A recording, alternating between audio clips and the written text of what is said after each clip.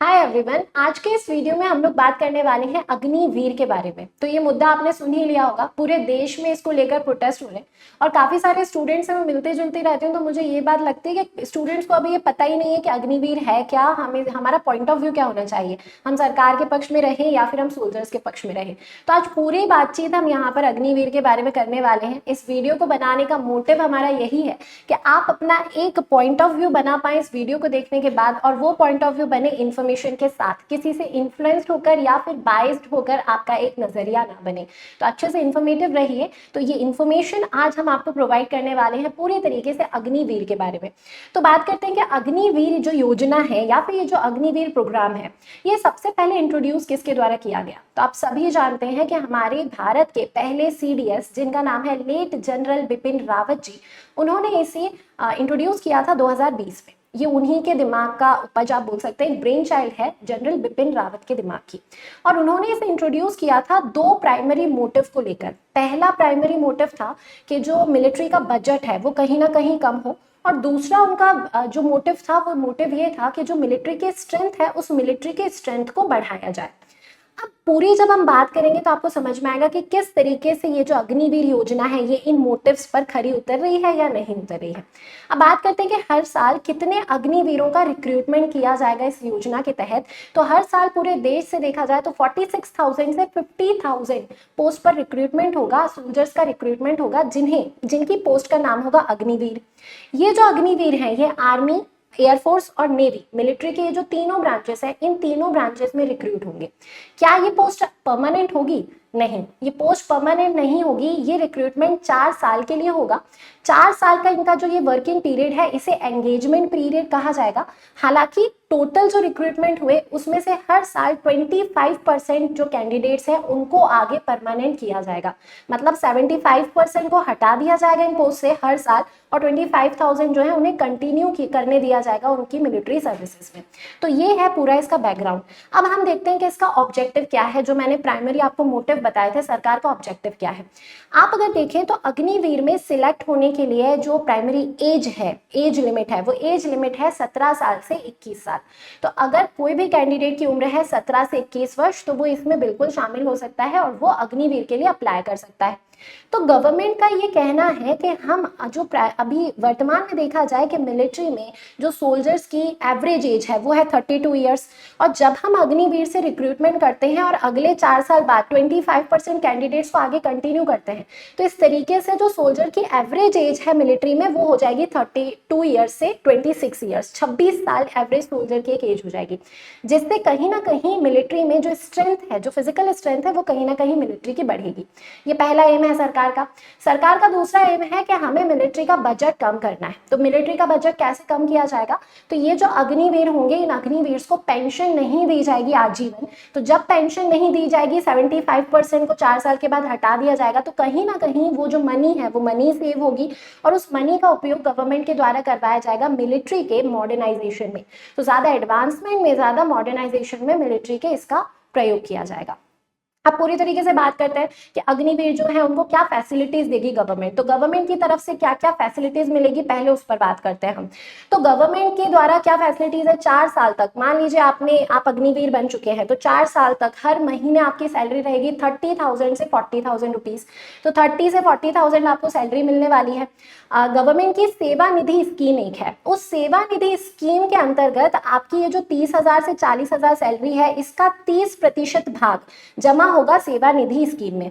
जैसे मान लीजिए 30,000 आपको सैलरी मिल रही है, तो उसका 30% कितना हुआ? 3,000 रुपए उसका 30% हुआ। तो हर महीने 3,000 रुपए आपके सेव होते जा रहे हैं सेवा निधि में। ये 3,000 आपके हर साल सेव हो रहे हैं। इसके अलावा 4 साल के बाद गवर्नमेंट अपनी तरफ से भी एक बड़ा अमाउंट इसमें इंक्लूड करेगी, और जब 4 साल बाद आपको हटाया जाएगा, सेवा से सर्विस से निष्कासित किया जाएगा, तब आपको 11.71 लाख रुपीस हर एक कैंडिडेट को दिया जाएगा। तो ये सेवा निधि स्कीम के अंतर्गत आपके पास 4 साल के बाद कितना पैसा गवर्नमेंट देगी? 11.71 लाख रुपीस आपको मिलेगा, जिसको आप बिजनेस में यूज कर सकते हैं, अपनी आने वाले फ्यूचर में आप प्रयोग कर सकते हैं। इसके अलावा 48 lakh rupees direct life insurance cover भी आपको मिलेगा बिना कोई अमाउंट पे किए। तो ये सारी चीजें आपको मिलने वाली हैं गवर्नमेंट से। और अगर गवर्नमेंट को आगे लगता है आप अगर उन लकी 25% में से हैं जो सर्विस में कंटिन्यू करेंगे, तो बिल्कुल आपकी सर्विस कंटिन्यू होगी और आपकी पूरी सर्विस के बाद जैसे बाकी सोल्जर्स को पेंशन मिलती है वो पेंशन आपको मिलेगी, जैसा सबके साथ होता है वही चीज आपके साथ होगी। तो ये है गवर्नमेंट जो फैसिलिटीज आपको देने वाली है। अब जब इतने ज्यादा व्यापक स्तर पर प्रोटेस्ट हो रहे हैं, तो मैंने अभी बताया आपको कि जो लिमिटेड एज है वो एज लिमिट है 17 से 21 साल। तो गवर्नमेंट ने हाल ही में अनाउंसमेंट किया है कि केवल एक साल, इसी साल ये कर दिया जाएगा कि 17 से 23 साल, 17 से 23 ईयर्स के कैंडिडेट इसमें अप्लाई कर सकते हैं। सिर्फ ये वन टाइम फेवर है गवर्नमेंट का। अब हम बात करते हैं कि इतने ज्यादा जो प्रोटेस्ट हो रहे हैं वो प्रोटेस्ट क्यों हो रहे हैं। तो लोगों को ये डर है, सोल्जर्स को ये सबसे बड़ा डर है, स्पेशली जो स्टूडेंट वर्ग है उसको ये डर है कि 4 साल के बाद जो स्टूडेंट रिक्रूट हुआ था, जिसने अपनी सेवाएं दी हैं, बिल्कुल देशभक्त बन के जो सेवा करता रहा, 4 साल के बाद में किसी लायक नहीं रह जाएगा। क्यों किसी लायक नहीं रह जाएगा? क्योंकि डिग्री प्राप्त करने की उम्र होती है 17 से 21 साल। आप कोई भी नई स्किल सीखते हैं, जॉब ओरिएंटेड स्किल सीखते हैं, या फिर आपको कोई डिग्री मिलती है 17 से 21 ईयर्स की एज में। अब इस एज में तो आप मिलिट्री की ट्रेनिंग कर रहे हैं, आर्मी की ट्रेनिंग कर रहे हैं, जिसमें आप अगर कंटिन्यू नहीं होते हैं, आप 75% कैंडिडेट्स में रहे, तो आपका वो जो 4 साल है वो वेस्टेज हो गया और आपने कोई स्किल नहीं सीखी। तो 4 साल खत्म होने के बाद आपके पास कोई स्किल नहीं है जिससे आप मार्केट में कोई अच्छी जॉब प्राप्त कर पाए। सबसे बड़ी तो ये ही मुद्दा है जॉब इनसिक्योरिटी की। तो फर्स्ट जो पॉइंट है जिसकी वजह से स्टूडेंट्स प्रोटेस्ट कर रहे हैं, वो फर्स्ट पॉइंट ये होगा कि जॉब इनसिक्योरिटी है। जो दूसरा पॉइंट है जो स्टूडेंट्स को परेशान कर रहा है, वो दूसरा पॉइंट ये है कि वेस्टेज ऑफ ट्रेनिंग हो जाएगी। आपने 100% कैंडिडेट्स को ट्रेनिंग दी, उसमें से आपने आगे कंटिन्यू किया 25% को, तो आपने अपनी जो मिलिट्री असेट्स लगाए ट्रेनिंग में वो तो पूरी तरीके से वेस्टेज हो गए ना। तो आपने कहीं ना कहीं जो ट्रेनिंग है वो ट्रेनिंग भी वेस्ट हो गई। तो ये जो दो मुद्दे हैं, इन मुद्दों को लेकर पूरे देश में ये प्रोटेस्ट चल रहा है। गवर्नमेंट का ये कहना है इस पर कि काफी सारी एमएनसी कंपनी से गवर्नमेंट, जब ये सब मुद्दा उज्ज्वलित हुआ इतना ज्यादा, तब बहुत सारी एमएनसीज आ गया। उन्होंने कहा कि ये जो पूरा यूथ होगा जो 4 साल तक मिलिट्री में अपनी सेवाएं देगा, वो बाकी के यूथ से काफी कुछ डिसिप्लिन रहेगा, क्योंकि वो अपनी सेवाएं दे रहा था मिलिट्री में, उसके अलावा उसने इतनी टफ ट्रेनिंग को भी हैंडल किया था, तो वो बाकी के यूथ से काफी कुछ डिसिप्लिन रहेगा। और एमएनसी कंपनीज का कहना है कि हम इन्हें काफी सारी जॉब्स हमारी कंपनीज में देंगे। तो ये थी पूरी इंफॉर्मेशन अग्निवीर के बारे में। हमने एक तरफ देखा गवर्नमेंट के जो पॉइंट्स हैं, दूसरी तरफ हमने देखे स्टूडेंट्स और प्रोटेस्टर्स के जो पॉइंट्स हैं। अब आपको अपना एक ओवरव्यू, एक पॉइंट ऑफ व्यू बनाना है। स्टूडेंट्स का ये कहना है, स्टूडेंट्स प्रोटेस्ट इसलिए इतना ज्यादा कर रहे हैं क्योंकि उनके दिमाग में जॉब इनसिक्योरिटी है और उन्हें ऐसा लग रहा है कि 4 साल तक देशभक्ति के साथ में देश की सेवा करने के बाद हम बेरोजगार हो जाएंगे पूरी तरीके से। अब इस पक्ष में गवर्नमेंट ने अपना मुद्दा ये बनाया, अपना पक्ष इस तरीके से बताया कि 4 साल के बाद आप बेरोजगार नहीं रहेंगे, आपके पास एक अमाउंट रहेगा 11.71 लाख रुपीज, जिससे आप कोई बिजनेस स्टार्ट कर सकते हैं। दूसरा, जब आप जाएंगे तो आप काफी कुछ डिसिप्लिन रहेंगे, क्योंकि आपने अपनी सेवाएं मिलिट्री में दी थी, तो आप काफी कुछ डिसिप्लिन रहेंगे। आप में जो स्किल्स हैं, जल्दी सीखने वाली स्किल्स, वो ज्यादा अच्छी होंगी, तो बाकी युवाओं से आप अलग ही स्टैंड करेंगे, ये भी कहना है। तीसरा पॉइंट गवर्नमेंट का ये कहना है कि आपको 10% रिजर्वेशन भी मिलेगा आसाम राइफल्स और सीएपीएफ ज्वाइन करने के लिए, तो बाकी कैंडिडेट से ज्यादा आपको 10% रिजर्वेशन यहाँ पर भी मिल सकता है, तो आप वहां अपनी जॉब को कंटिन्यू कर सकते हैं।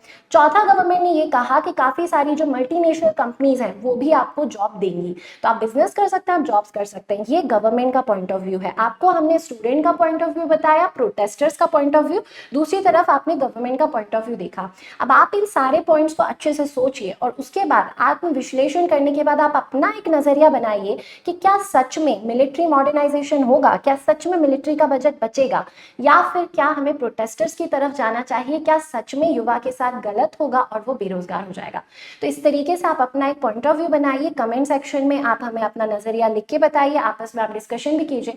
कोई भी आपकी क्वेरी है तो आप कमेंट सेक्शन में पूछ भी सकते हैं। सो आई होप आपको ये पूरी इंफॉर्मेशन समझ में आई है। आई होप एक पॉजिटिव पॉइंट ऑफ व्यू बनाएंगे आप एक जिम्मेदार नागरिक की तरह। So thanks for watching, thank you so much.